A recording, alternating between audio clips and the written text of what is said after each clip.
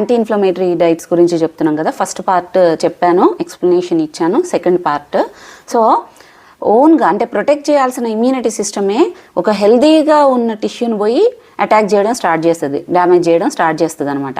So దీనికి ఏంటి ఏమేమి చేయాలి, దీనికోసం యాంటీ ఇన్ఫ్లమేటరీ ఫుడ్స్ ఏమున్నాయి?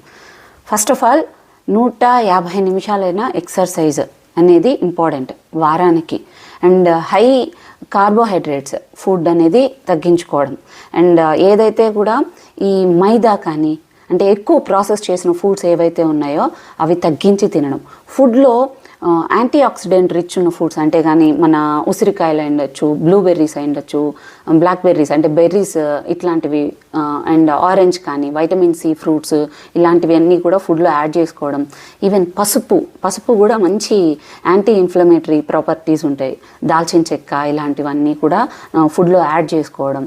అండ్ ఆకుకూరలు కూడా హై ఇంపాక్ట్ ఉంటుంది. టమాటా ఇలాంటివన్నీ కూడా ఫుడ్లో యాడ్ చేసుకోవాల్సి వస్తుంది.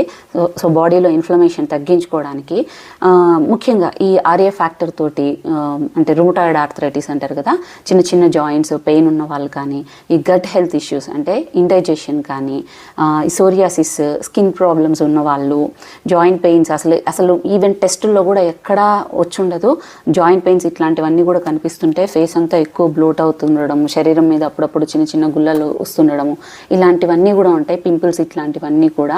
సో మీరు కూడా ఫుడ్లో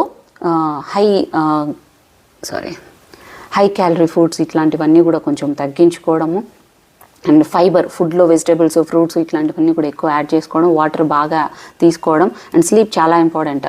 10 నుంచి రాత్రి 10 గంటల నుంచి తెల్లవారుజామున 2 వరకు డీప్ స్లీప్ అనేది ఎవ్రీ సెల్ అది రిపేర్ జరగడం ఆ టైంలో జరుగుతుంది. కాబట్టి ఆ టైంలో స్లీప్ అనేది ఇంపార్టెంట్. అండ్ డే మొత్తం కూడా యాక్టివ్గా ఉండడం ఇంపార్టెంట్.